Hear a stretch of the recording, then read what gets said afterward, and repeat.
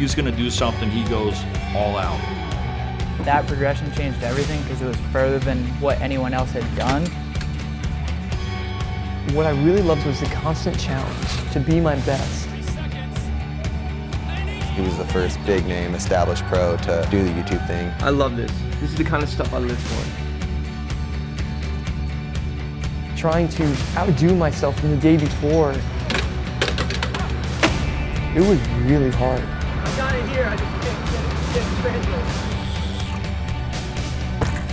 It was like my worst nightmare coming true, it really was. I actually had the worst crash of my life. We knew he was going to progress because he's Scotty. I'm just excited about the future, I really am. I just decided to keep pushing.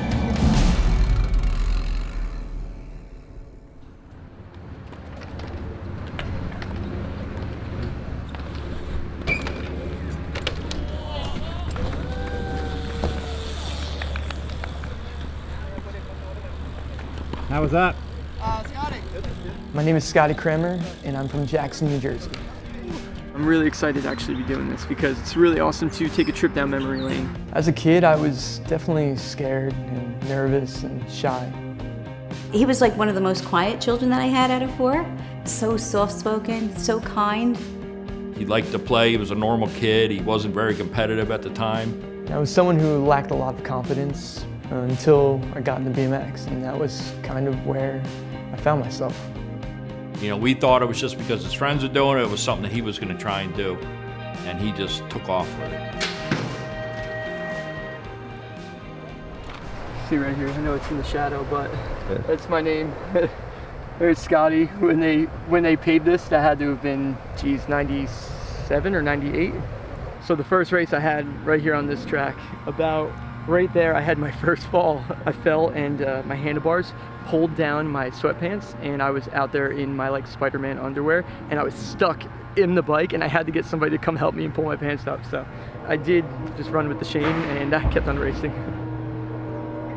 Racing was great. I had a blast doing it, but I just wanted to jump. That's exactly what I came to this track for.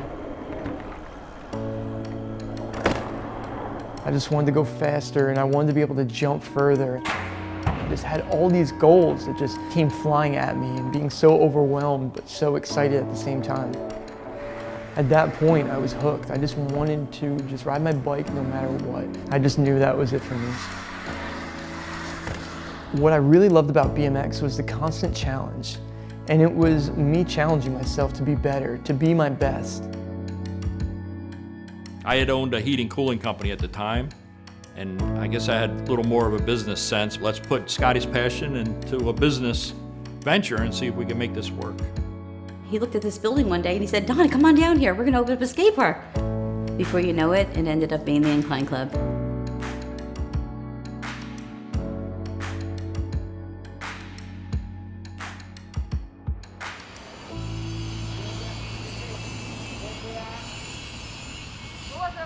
We're currently standing in the parking lot of where my parents' skate park, the Incline Club, used to be. All the moments that happened in that building are always going to be with me, even though I'm seeing it like this, and I know that our skate park's not in there. I'm okay with it. And my dad installed every one of those pieces of ceiling up there. That's how he got the money to build the skate park. I don't know how he pulled it all off, but apparently he didn't do a great job either. That's not what he did professionally by any means. I rode there constantly, every single day. I would watch him even at the skate park, and he wanted to learn something, he would just do it. He had that drive, like I've never seen with anyone else with something. I knew I was getting good, but I didn't think I was at a pro level, but my parents and my friends, they all saw it. And I was like, "Scotty, let's go to this contest. It's a pro contest, and let's enter it as a pro." And he was like, "Dad, I'm 15 years old. You know, what are you talking about? There's no such thing as a 15-year-old pro."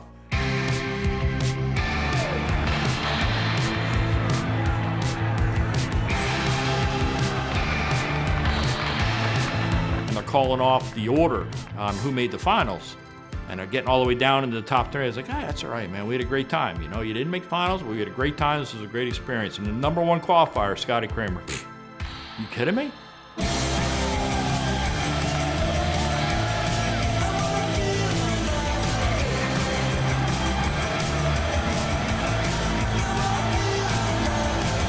And then I went for my first pro contest to another event called the UGP Roots Jam. At a contest called Roots. I think it was called the Roots Jam. UGP Roots Jam. UGP Roots Contest. I knew he was going to be something. He was something different. Who on earth is this dude?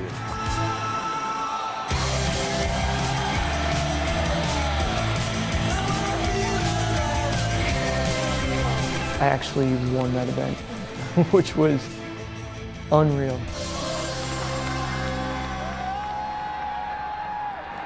All the sponsors started calling. Becoming a paid athlete at that point, it didn't even feel real. It really didn't. I was a kid at the time. I wish somebody would actually gave me advice. I couldn't relate to anyone. I was just learning as I went. I mean, I was writing the book for a 16-year-old being a professional at that point. You know, him being so young, he was the first young kid to show these older guys the new ropes.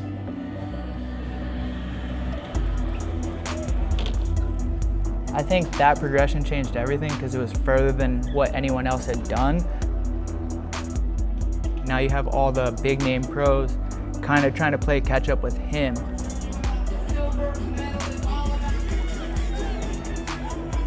I was just constantly pushing myself to get better because I still had that drive inside me to be the best that I could be.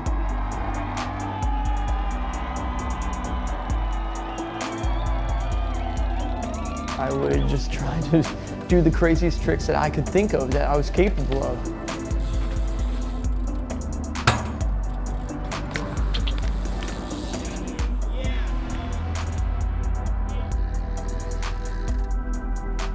I just wanted to be the best I could, but risking myself for that long and trying to outdo myself from the day before,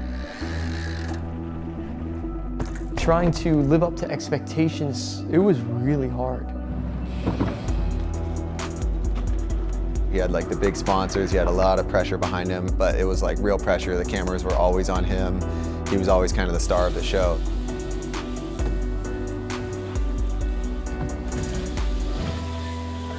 He just puts his heart and soul into what he's doing. And when people do that, there's a chance you're going to disappoint yourself or you're not going to meet your own expectations.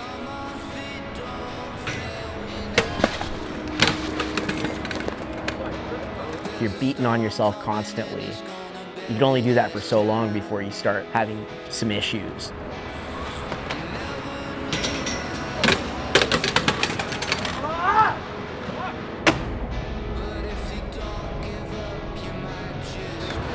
Nothing's on my side. I got it here, I just can't translate. It was really hard to show up at skate parks and knowing that people were going to expect to see the Scotty Cranmer that they see in videos and magazines, and knowing that I was going to have to show up and do my biggest and best tricks.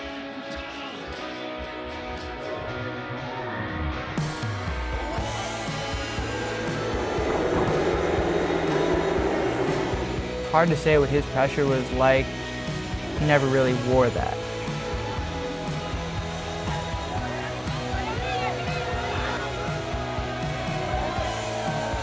The pressure came. He didn't really show it too much. He always withstand it, you know? He always knew what he needed to do. All right, Scott, how's it feeling to get that big old check? And that's fucking fun! He knows what he wants to do, and he's gonna see it through.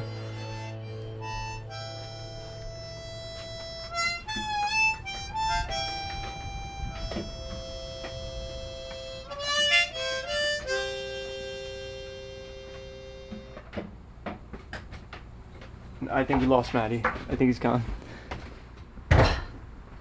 I can't believe it, man.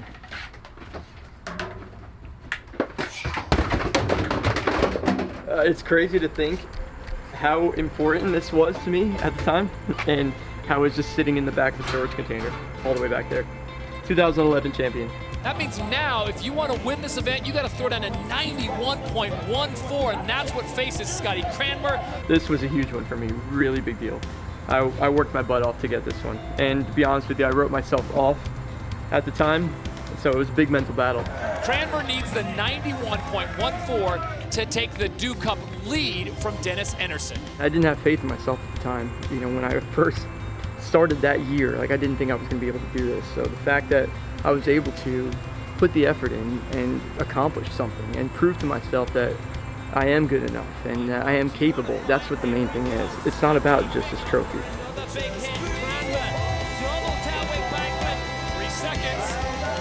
And he's pulled it! Stuck it. What? If you're gonna bet on black, Scotty Cranmer's your man.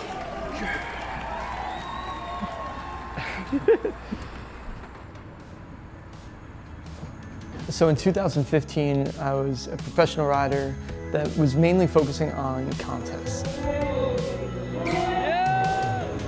Pulled off second place. At that point, I really only had X Games as my one big event. I needed to come up with something else to be able to continue this life of being a professional rider. And I decided to start my own YouTube channel.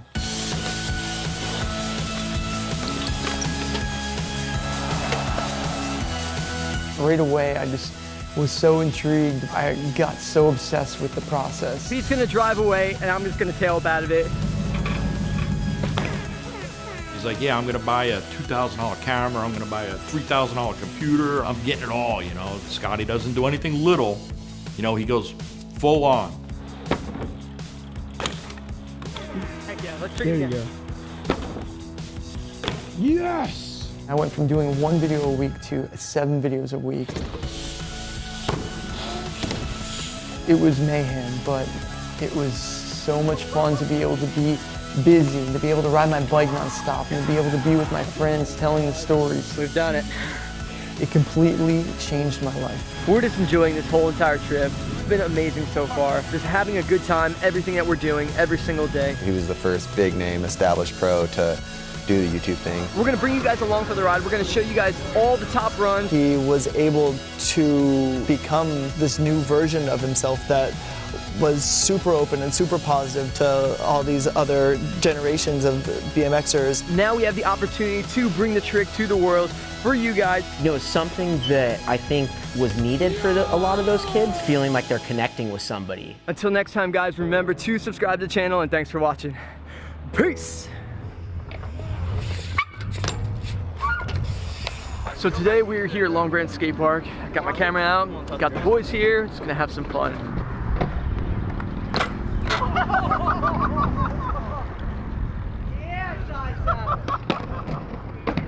It was out.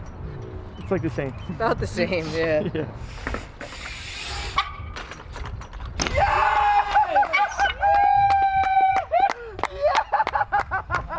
That was perfect, dude. I can't believe you just did that.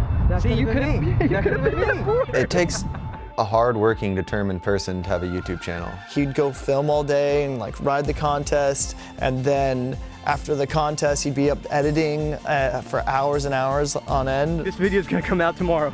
I gotta go home and edit this video. Like, the pressure is just unreal. So my YouTube channel started taking off and I started getting all these subscribers. It was mind-blowing, and I was so happy to be in the position I was, and I was gonna just keep the pedal to the floor, and that's exactly what I did. This is insane. There's a roll-in all the way up there, you come ripping down this pathway, you hit a 7-foot lip, and you jump into the lake. What? Show you guys what I'm jumping off of. We're on a highway right now. Yo! Yes, dude! Up until the one day in Las Vegas when I was there for an event and we were trying to film a YouTube video, and I did the last trick for the video and I rode away from it, and then everything went black after that.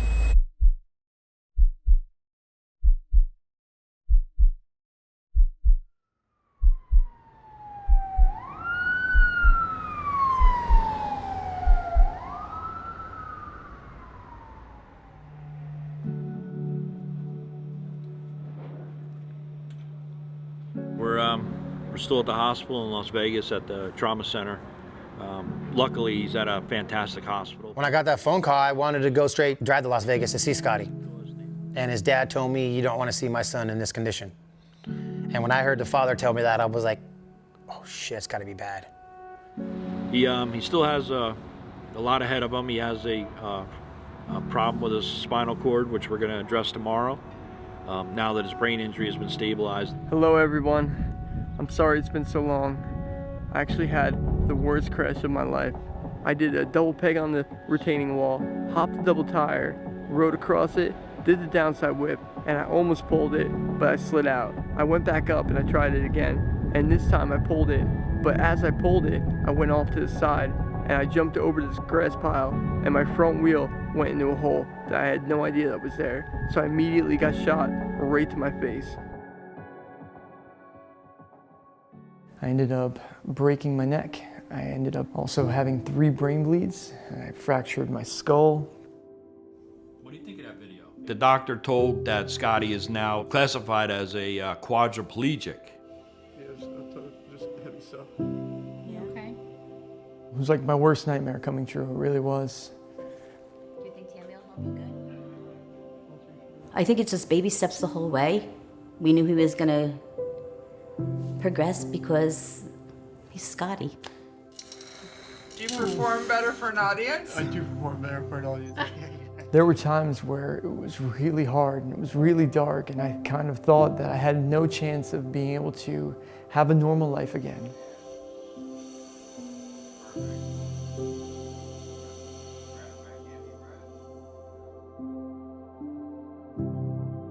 Taking that challenge head on and trying to do the impossible once again, I just decided to keep pushing, even though it was something that seemed so far out of reach. I had a long road after that. I started to slowly get things back, where I started to move my toe a little bit, and I started to be able to move my wrist. I got my hand up. Starting to move my fingers a little bit too. So we're making some progress, man. You know what? I'm sick of this place. I'm out of here.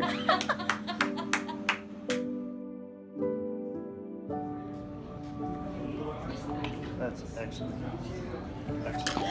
Hello everybody, Scotty Kramer here. I'm in the rehabilitation center. I've been here for about 4 weeks right now, and things have been going really, really well.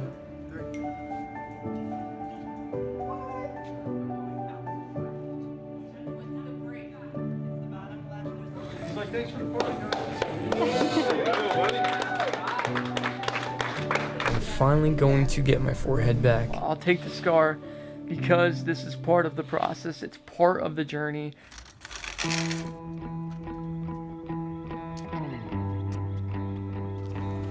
It's not bad for 6 months. That was awesome, dude. It's not going to be easy, but I got to do this. This is part of getting better.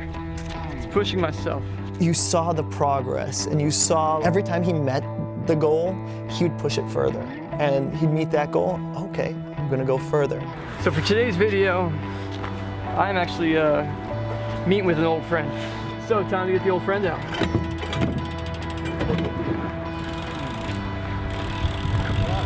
Yes, my feet are on the pedal. I want to be able to ride down a ramp. That's my goal. If I put my head in the right place, all these steps every single day can be something that I can enjoy.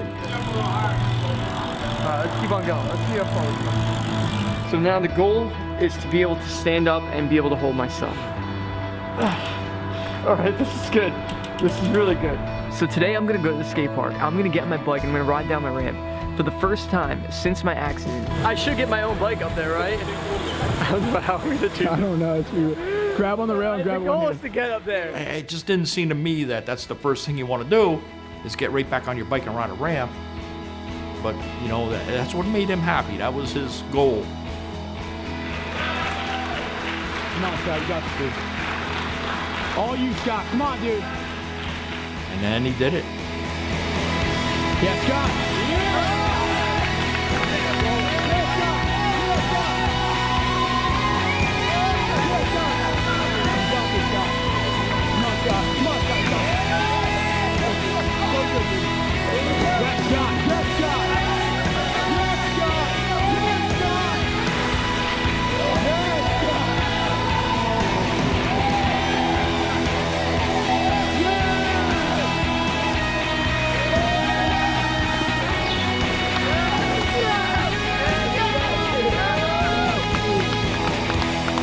Oh my God, I swear to you, that felt awesome. There's nothing that's ever going to compare to that, and that's always going to go down as one of the best moments of my life.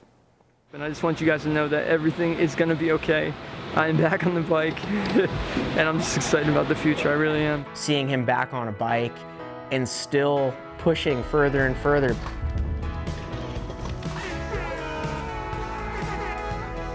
You know, almost brought tears to my eyes.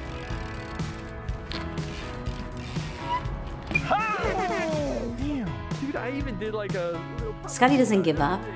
He makes things work all the time. He's that kind of a person. He set his mind that if he's going to do something, he goes all out. There's no little bit, you know, there's just all out. He looks at things a different way. He flips it upside down, twists it around, and then makes it his own. He does not stop at anything. Scotty Kramer is Superman. Every single day I'm out there trying to better myself and trying to enjoy this life. The drive to be the best that I can be is still there. And the fact that people are finding inspiration in my story, it's a blessing. I still want to go out there and make people remember the name Scotty Kramer. If I have to achieve that through my YouTube channel of setting a great example for the riders that are coming up and showing them the way, then that's what it's going to be. That felt great. Or if I set these goals for myself that make people go, man, did you see that guy that's a quadriplegic that rode 100 miles on his BMX bike? That's what I want to do. Scotty's future holds whatever he wants to do. I think he's proven that at this point, that if he wants to do something, he can do it.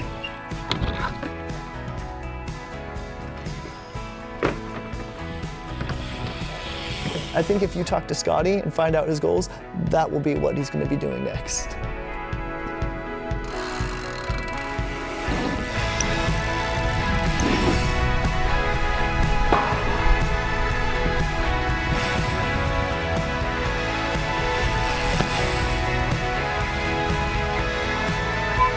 Scotty, big honor having you here with us. Man, I wish you could just introduce me to everybody I meet, man. I want to do good things in life. I want to do positive things in life. And I want to just have fun and just keep on making a name for myself as Scotty Kramer.